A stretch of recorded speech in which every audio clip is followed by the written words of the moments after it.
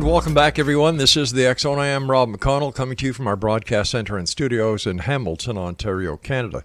If you would like to send me an email, xzone@xzoneradiotv.com, on all social media sites, Xzone Radio TV. And to find out about the programming we have available for you 24/7, 365 on the X Zone Broadcast Network, www.xzbn.net. My guest this hour, X Zone Nation, is Raymond Szymanski, and he's an award-winning author and researcher. Raymond is currently the undisputed expert on Wright-Patterson Air Force Base and its heralded connection to extraterrestrials. In his 2016 published book, 50 Shades of Grey, Evidence for Extraterrestrial Visitation to Wright-Patterson Air Force Base and Beyond, Szymanski reveals a myriad of photographic evidence he has personally taken and factual information he has developed from that supports long-held rumors of Wright-Patterson's alien involvement. As a 40-year employee of the legendary Air Force Base, Raymond has unique first-person access to locations and individuals with information that eludes other accomplished researchers regardless of their pedigree. Joining me now is Raymond Szymanski. And Raymond, welcome to the X Zone.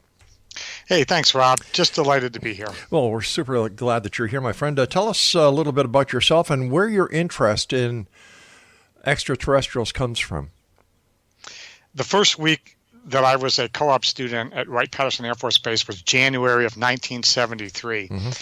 And I had a mentor who was assigned to me that I write about in the book. And I call him Corvette Al because he would not permit me to use his last name for reasons I'll explain later. So he said, hey, look, you're the new guy. I'm going to show you where the Greasy Spoon Cafe is. And it was out our building through this dark, unused hangar and into another section of this very large complex. Mm-hmm. And as we stepped into this very empty, dark hangar, he turns to me and said, have you heard about our aliens? And I know I'm a kid from Detroit, I'm 19. I didn't know aliens. So I said, what do you mean? He goes, there was a crash out west and they brought the aliens machine and the aliens here for evaluation. And I said, oh, really? He said, yeah. He said, they keep them in the tunnels. And to which I replied, we have tunnels? Imagine, this is my first week at a place that has over 600 buildings and 8,000 acres. Wow. So the conversation went on, and I said, well, can we go see these aliens in the tunnels? He said, no. Well, why not? Well, because it's a secret. And I had to laugh. I said, well, if it's a secret, how do you know about it? Exactly. And he said, well, everybody knows about it. It's kind of a general population secret. So, I learned more and I asked folks about it. But in 1973, Blue Book had already been there for over 20 years. So everyone was knowledgeable about the connection between Wright-Patterson and the Roswell crash wreckage, which actually was taken there and was evaluated there. So I think it was just one of those, we know Wright-Pat's connected to aliens, and our belief is that they're hidden somewhere on base, maybe not necessarily in the tunnels. And that's where it all started. Fascinating. If somebody would have asked me if I seen the aliens being from Detroit, I would have said, sure, the Canadians come across the bridge all the time. That's right. Yeah. For cheap shoes, they're shopping at Sears. That's right. That's right. Not to mention the cheap booze as well. What do you think is going to happen with the trade war between Canada and the United States now? Isn't that stupid? I'm actually living in a dark hole in my basement, so I don't really watch the news. I don't watch national news. I don't watch local news. And, you could tell me that we were at a real war with each other. I honestly wouldn't be aware of it. You're a very smart man. You're a photojournalist. Yes. How does this tie into your book? A lot of the books you'll find are just nothing but narrative. Mm-hmm. And it would be nice to get a little, evidence to kind of visualize what's going on and sink your teeth into it. So when I say I was with Travis Walton at the site of his abduction on this day in 2015, I have a photograph of myself and Travis Walton at his abduction site on that date published in the book. And I do that for just about everything because I think it adds credibility. And it says, hey, if you don't agree with me or you think I'm blowing smoke, well, here's my best evidence go ahead and try to refute it. And I find that a lot of folks are telling stories in their books, and I've actually called out a couple of authors and pointed out stories that I knew were false, and they just kind of blew me off. But, in one case, it was a story about a person who was actually my boss at Wright-Patterson, and I called the co-authors on it, and they just went, oh, well, we had a source, and he was unreliable, and did they do anything about it? No.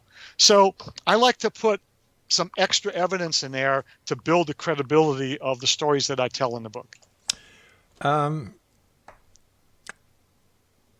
Why did you write a book about UFOs?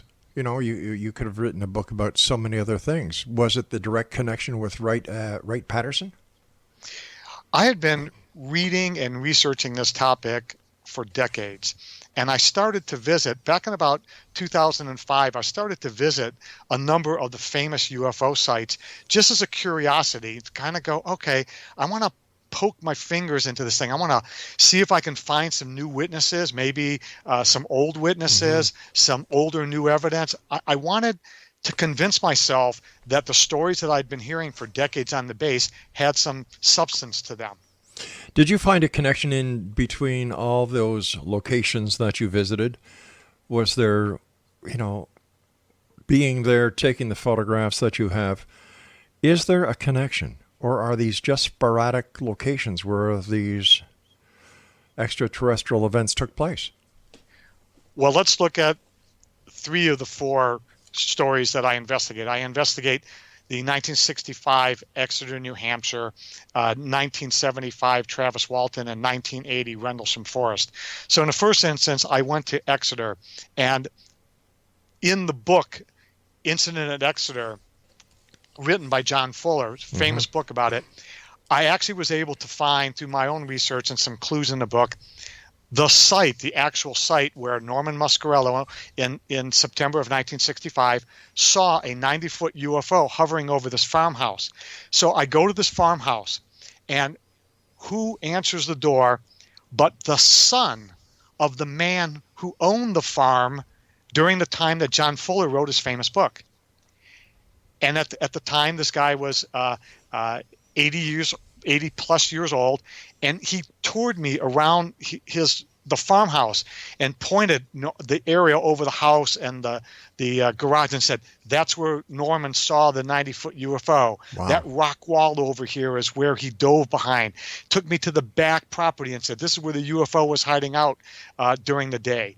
So I found that the connection, there was always a witness who would talk to me, even though, they had gotten it secondhand. He obviously wasn't out there with Norman. Sure. And I did that for everything. Of course, I went to Travis Walton's site with Travis, and I went to Rendlesham Forest to investigate, and I've had personal conversations with some of the key players, including Colonel Halt and John Burroughs of the famous Rendlesham incident.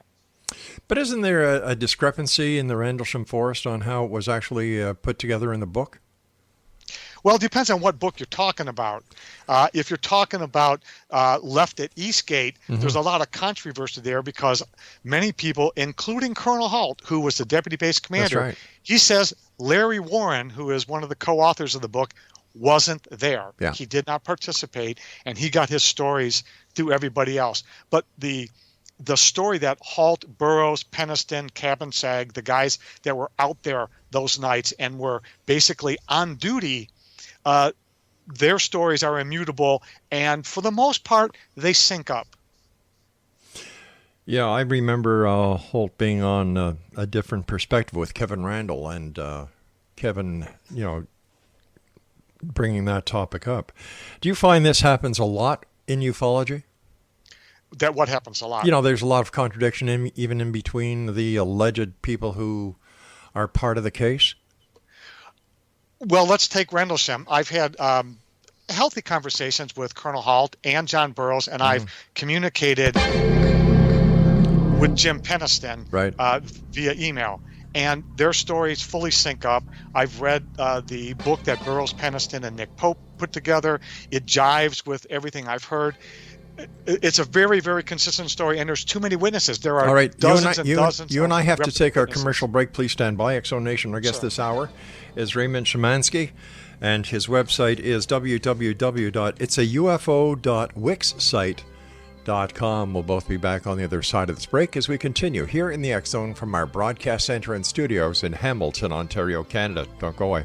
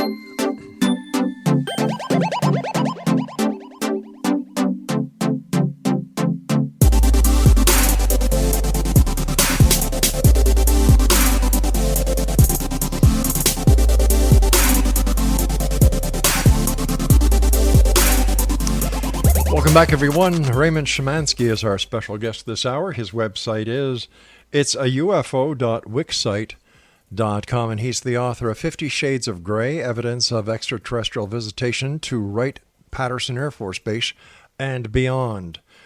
Before we went to the break, we were talking about, I was talking about inconsistencies, and you were telling us about the consistencies that you found in the Rendlesham Forest case. Yes. Again, I've had a wonderful opportunity to actually speak with two of the principals and communicate somewhat extensively through email with the third, right. And all the material is pretty consistent. But there is some inconsistencies between what Larry Warren and his co-author wrote in Left at Eastgate and the story of the folks who have the records and can prove that they were actually out in the forest that night. Larry has some evidence to show that he was on the base, but it seems like nobody's vouching for him actually being there. And his co-author has recently disavowed him and said, I was fooled for decades, and now I realize that Larry was not being forthright, and I can no longer back the story. I'm not passing judgment on Larry Warren or Left at Eastgate, and I really, really enjoyed the book, but there has been some facts apparently coming out that prove that the book Left at Eastgate probably has a few things that were fabricated by the authors. What does that do to the UFO community and other UFO authors like yourself?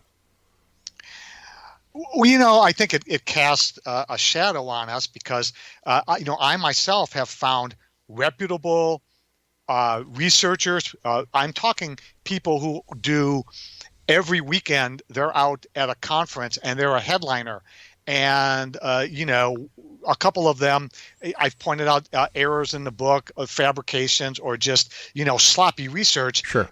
And they don't. It's like, hey, we're selling books, shut your mouth. And, so I haven't really made it public. But for those people, I personally have lost respect for them. And there's others that I know are high integrity. And those are the people that I tend to hang with or I tend to communicate with. So, it's not all bad, but, no. They should clean up their act a little bit. And I think it maybe will cast a shadow on the rest of us. All right. You gave us three stories, the Exeter, the Travis Walton abduction case, and Rendlesham Forest. On each one of the cases, based on the research that you have done, what are your conclusions? Let's take Exeter. Was it a UFO? There's no doubt. When you take into consideration the first night with Norman Muscarello, who not only saw it once, but he saw it twice. The second time he saw it, he was in the company of two police officers, David Hunt and Eugene Bertrand. So it's a no-brainer. The police officers had absolutely no reason to say, gee, Scratch Tolan was their desk officer. Gee, Scratch, we were out there and we saw this UFO. In fact, the moment they saw it, Bertrand got on the walkie-talkie and was communicating back to the desk, and he goes, "Scratch, I see the damn thing myself." And then, in the book, there were dozens and dozens of witnesses that were being interviewed by John Fuller. So, that's a slam dunk. Okay. If you look at Travis Walton, he had 6 people in the truck the moment they saw the 30-foot craft that eventually zapped Travis and took him away for 5 days. They all passed multiple lie detector tests flawlessly. There was one inconclusive, and there was a reason for that. This one guy was in trouble, and he thought he was going to go to jail. But Travis's story has never changed. He has written one of the finest books ever, The Fire in the Sky, especially the last 100 pages, which debunks all the debunkers. And he goes into the story of how guys like Philip Klass tried to change the story and, make life miserable for Travis. Read those 100 pages and you will come away with a fabulous appreciation of, Travis's story. And then Rendlesham, I talked to the participants and I've communicated with others. Clearly, 24 security police and senior officers in the U.S. Air Force would not concoct a story about a UFO. In fact, you would expect just the opposite, that they would deny it to the end, to their grave. Mm-hmm. But that's not the case. So for me, it was a journey of, I wanted to poke holes in these stories, and I didn't care which way it came out. If I found people were lying or the evidence was being fabricated or it just wasn't true, I was fine with that. But that didn't turn out to be the case. Why do you think the officers involved in the Rendlesham case actually went public with it? Colonel Halt actually didn't go public. He wrote a letter to the Ministry of Defense probably a couple weeks after it happened. I think there might have been like 10 or 12 days lapsed between the actual ending of the events and when the MOD got the letter. And it was highly classified, but there was a Freedom of Information Act request, and there was a failure on the part of the person who was processing it to realize what they were releasing. So it was pretty much a mistake. And once the Halt memo was public, then it was open. So it was never meant to be public, but once it happened, they all backed up their stories and said, yep, that's the way it went down. Tell us about your MIB encounters. Well, there's a organization here at Wright-Patterson Air Force Base that ran Project Blue Book, and it's called the Foreign Technology Division. Now it's called the National Air and Space Intelligence Center, or NASIC, so they have a different acronym. But back when it was FTD, they ran Project Blue Book, and it was supposed to be investigative, turned out to be more public relations. Mm-hmm. And of course, they do highly classified work. I mean, just the name Foreign Technology or National Air and Space Intelligence gives you the clue that they're doing important things that they're probably not going to tell the public about.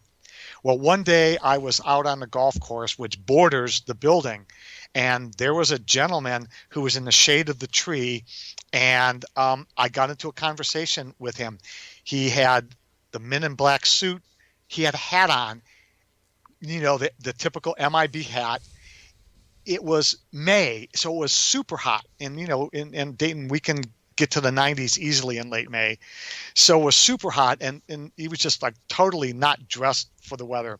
So I engaged him in this, hypothetical, are you a man in black and do you work there at this building, which, I know is the former FTD. And of course, he denied it, and we had this conversation. Well, months pass, and of course, my book is published. There's a long distance picture of him in there, and there's no way he can be ID'd from that. I got a communique from somebody who said, hey, I've got another picture of that guy. Would you like to have it? And they sent it to me, and indeed, it's a picture of this guy actually walking into that building, and he is dressed precisely black hat, black tie, black coat. Now, is he a man in black? Well, based on what he's wearing, sure he is. Based on what he's wearing, walks like a duck, talks like a duck, he's most likely a duck. I honestly don't know. I've had people who work in that building or who who know the individual have contacted me and said, read your book. I just want to tell you, I know he dresses weird, but I don't have any evidence of him being one of these intimidators that go out and try to hide evidence of UFOs that they're reputed to be doing. But then again, I just say, well, explain to me why the guy dresses like that. So the jury is still out, but, I've had this conversation. He's denied it. But when I look at him and I talk to him, my suspicions are raised significantly. Earlier in this hour, you mentioned the tunnels beneath Wright-Patterson Air Force Base. Have you ever gone into those tunnels, and have you, in fact, seen these crashed debris? Absolutely, I've been in tunnels. And, we have vaults that go into tunnels and tunnels that go into vaults and every combination. I'm afraid I wasn't privileged enough to see any aliens, but they're mostly pedestrian connective tunnels, or they run heat pipes and electricity, right, and mostly utilities through the tunnels. Even though some of them you can literally walk through, so nothing sinister. And if you're at Wright-Patterson Air Force Base, you know the reputation of the base. They do highly classified work. You would be shocked if they didn't have tunnels, if they didn't have vaults. Well, of course, who wants the spy satellites from the other countries knowing what you're doing? It only makes sense. Yeah, if that's yep, the purpose of the tunnels, that's fine. But the tunnels I've been in, I haven't really seen any research equipment sitting there in the pedestrian thoroughfare. Now, it may be in one of the vaults that's in that hallway, of course. Stand by, my friend. You and I have to take our commercial break with the news at the bottom of the hour. Exonation, our guest this hour is Raymond Szymanski. And his website is www.itsaufo.wixsite.com. And I'll be back on the other side of this news break with Raymond as we continue talking about his book, 50 Shades of Grey, Evidence of Extraterrestrial Visitation to Wright-Patterson Air Force Base and Beyond. This is the X Zone, a place where people dare to believe and dare to be heard, a place where fact is fiction and fiction is reality, Monday through Friday from 10 p.m. Eastern until 2 a.m. Eastern, here on the X Zone Broadcast Network, Mutual Broadcast Network, Talkstar Radio Network, Simul Radio, Simul TV, and iHeartRadio. Don't go away, we'll be back after the news.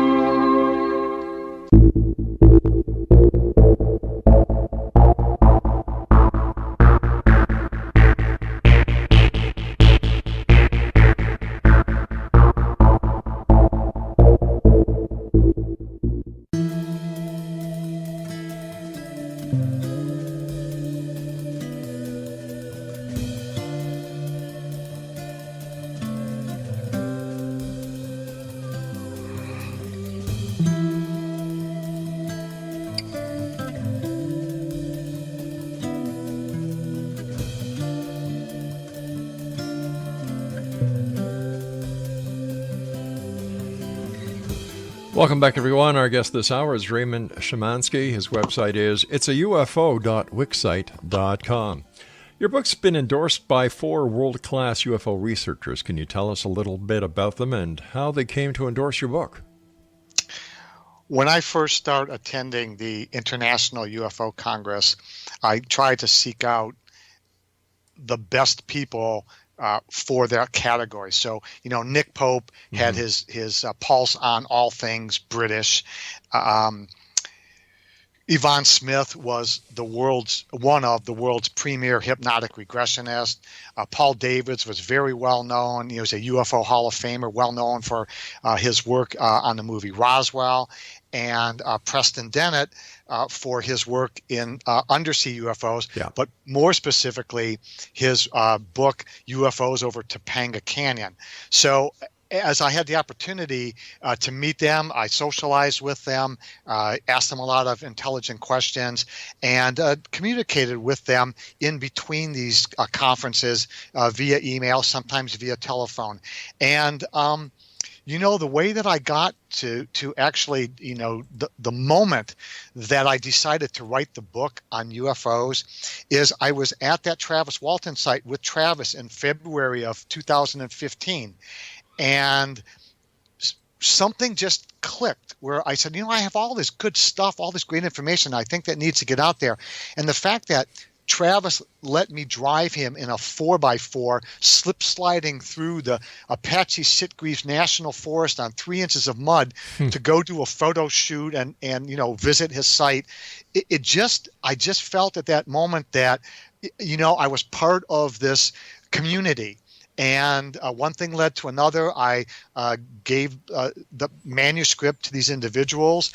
They read it. They gave me great comments, some criticisms, and eventually they just agreed to support the book. They thought it was great. It was, revealing. It's a UFO expose. It's a quest for the truth. It's a coming of age story. It's funny.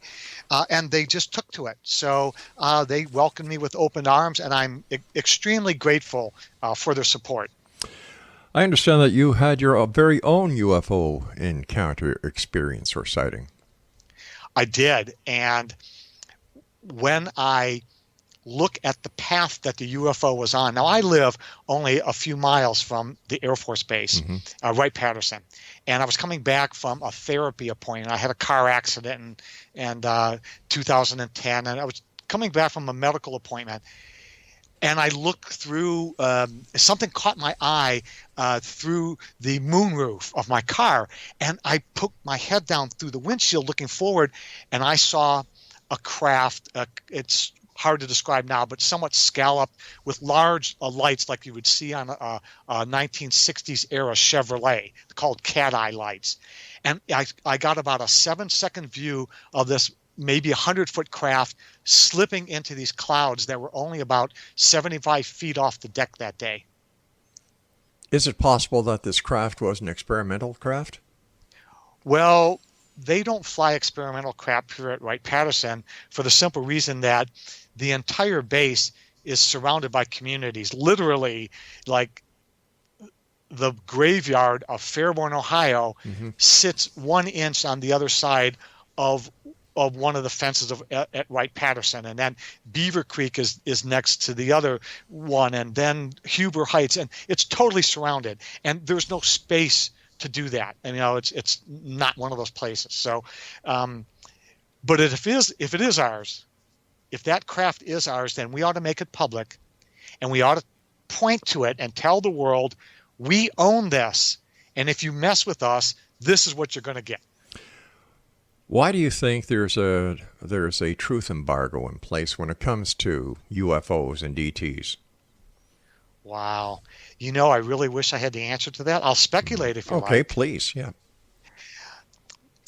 The first thought that comes to my mind is we've got this carcass with technology that's so far advanced, and that we've been reverse engineering this carcass for decades.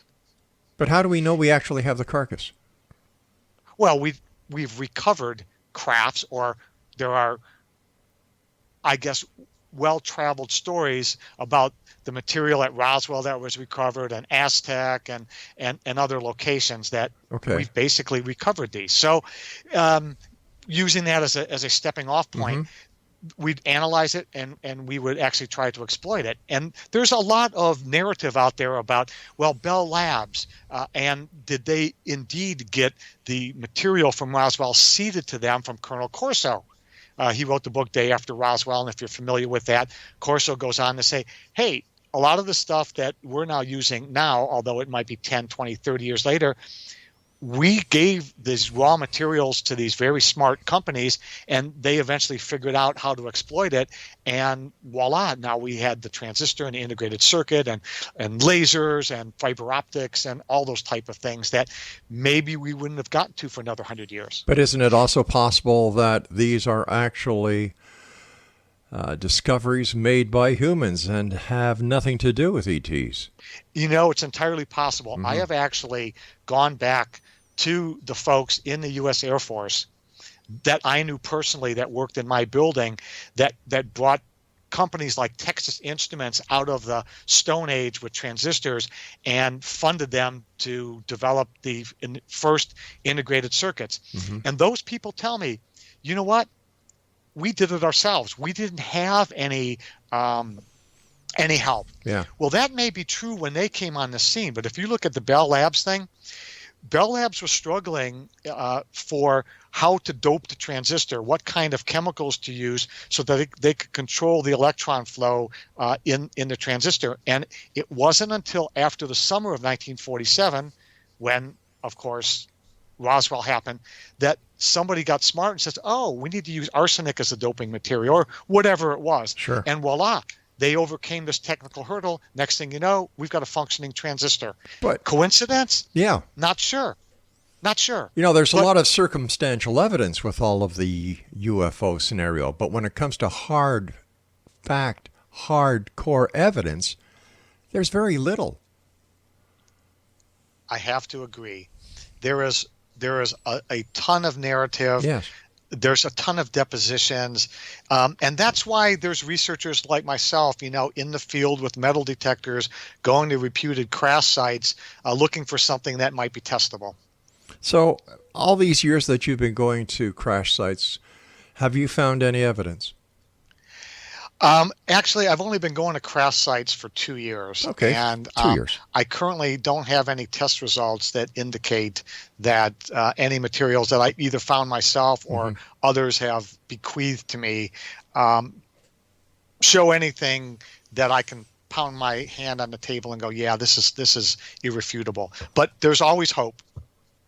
That's true. There's always hope. Why do so many people believe that the aliens are responsible for so many of modern day technology? I have a hard time wrapping my mind around that we would rather give credibility to aliens or spacecraft that nobody can prove actually exist and take the glory and the good work done by many people. Rob, all we needed was the knowledge of what chemical to use to dope the substrate, and the transistor was born. It was just a little clue, and we're off and running. And the same thing with everything else. No, the aliens didn't give us integrated circuits. No, they maybe didn't give us laser technology nor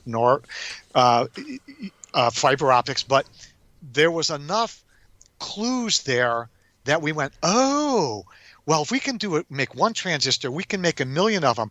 Oh, wait a minute, there's this thing here. It's silicon. Well, that's odd. What's that all about? Okay. So I understand. I understand where you're going. I understand where you're going. They just gave us the building blocks. But we don't know that for a fact. That is a giant leap in supposition.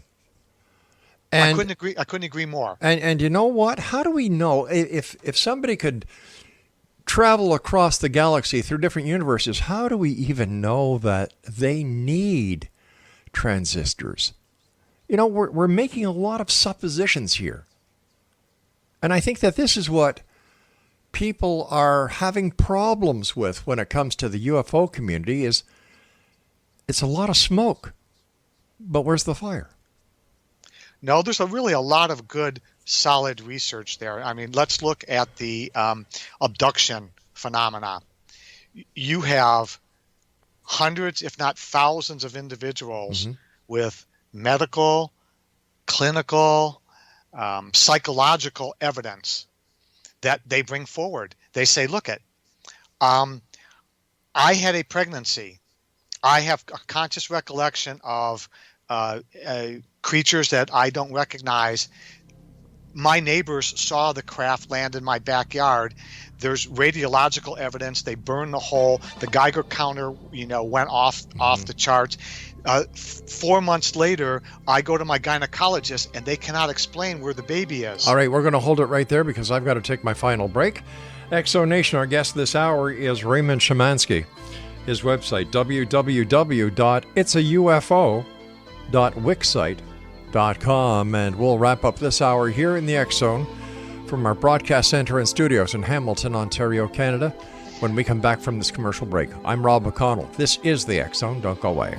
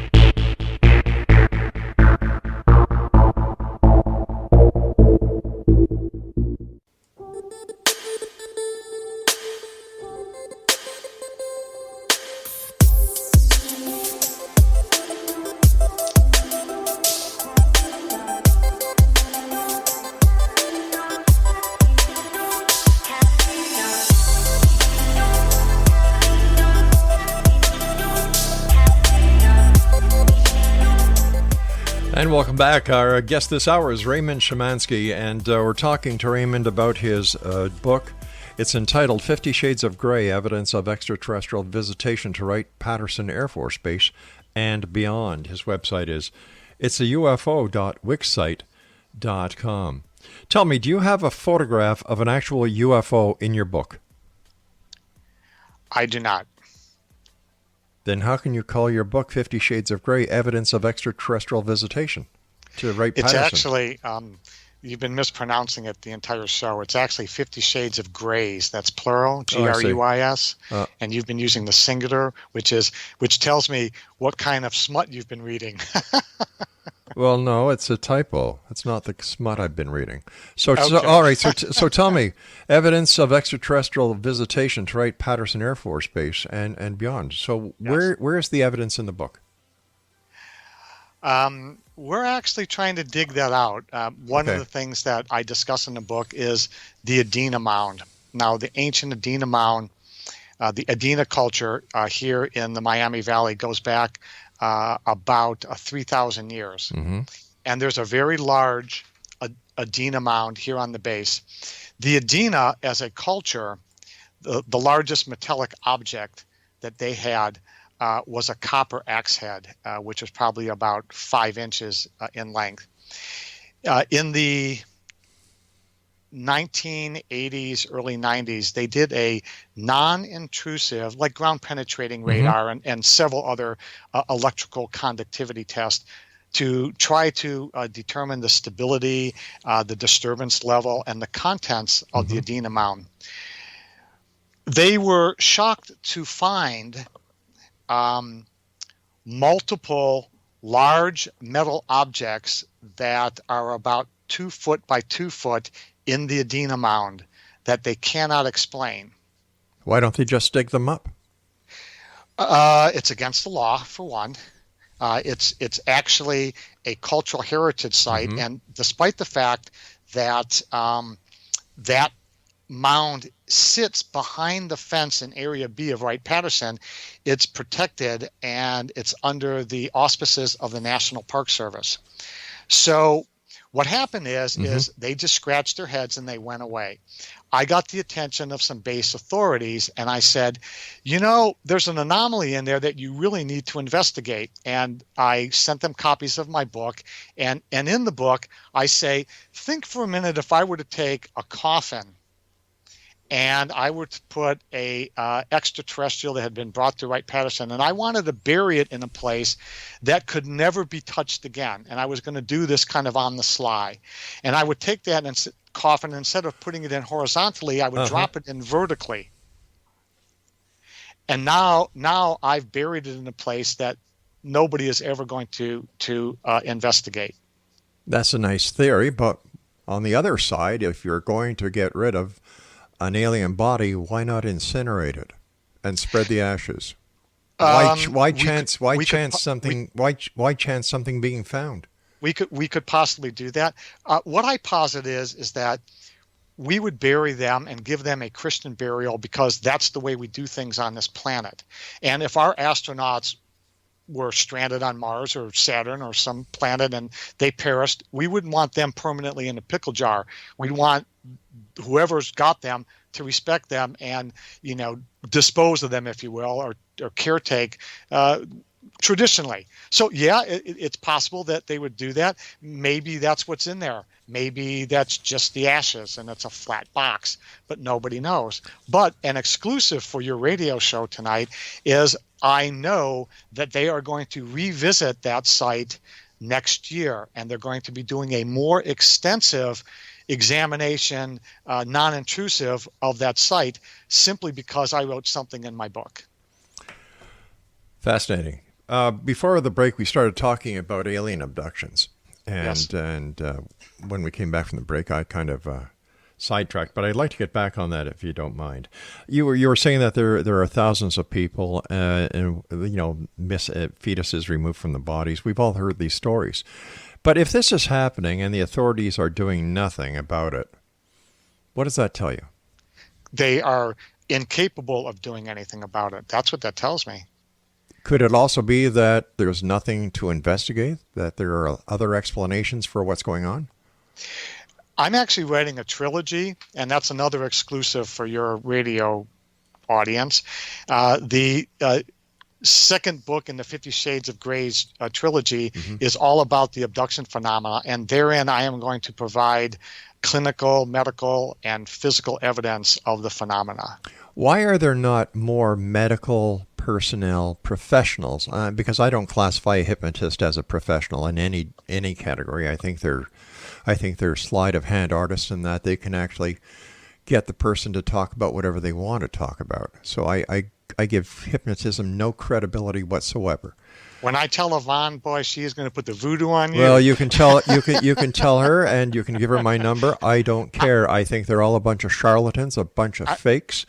And I've told them this. I'm sending her this recording. No problem. And I'm sure you will hear from her. I don't care. I really don't. I'll tell her the same thing to her face. I thought the same thing. I don't believe it. I thought the same thing. Mm-hmm. And I appreciate your take on it.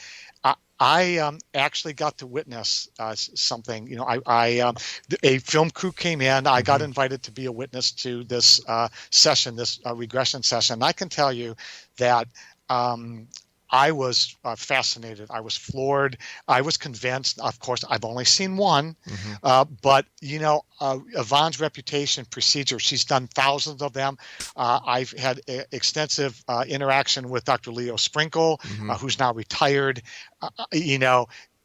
I've talked to multiple people who do this, Barbara Lamb, Dr. Jacobs, and once you talk to these people and see what they do, and I've talked to these people. You've got to come away with a different opinion. I've talked to all of the people that you've mentioned, and my opinion hasn't changed.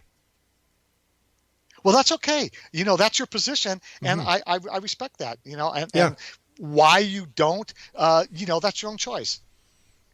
Well, because the reason I don't is because there is never any evidence. It's all hearsay, nothing that is tangible, nothing that can provide evidence. Well, what I already provided to you was, let's look at the scoop marks, for example. One of the very common type things are unexplained scoop marks, very deep retrievals, like a small mini spoon has been used to just gouge out a part of the shin or the calf or the arm. Let me ask you. I've seen them. People said, look at, my parents cannot explain it. I cannot explain it, but I can associate that with a conscious memory of being floated out the window of my home. Okay, when was the last time a report of an alien abduction has come across anybody's desk who's credible? You mean, why isn't it on Fox News, or is that the question? Yeah, how come the accredited news agencies don't report it anymore? Because they're sick of the mumbo jumbo. Well, you could call it that, but I can tell you, I was recently on Fox and NBC, and they were very curious about the whole phenomena. I didn't get any like, oh, well, here comes Ray, Crazy Ray. Yeah. Well, Crazy Ray has got sterling, impeccable credentials and worked, for a research laboratory for the U.S. government for nearly 4 decades. So they were willing to listen to me, because I'm not claiming I'm being beamed up, and I don't believe I've ever been abducted, and I only had one sighting. So, as a scientist, I'm trained to investigate and sort through this stuff. And as you said, there is a lot of smoke here, and there's a lot of fire. And I really hope that someday the evidence that will convince you, is out there for your sake. Well, it's not going to affect me either way. I think what it does is it perpetrates a lot of money for the UFO industry. I think that a lot of books are being sold, and I'm not, there's a lot of crap out there. And ever since the advent of the internet, in my opinion, is the largest septic tank that mankind has ever created, because there's more crap in it than there is anything else. Everybody's become an expert on everything. Anybody who has a little story to tell can fabricate it, blow it up, make it sensationalized. When a movie comes out from Hollywood, everybody's into the UFO genre. And, you take a look at Roswell, the Roswell Festival.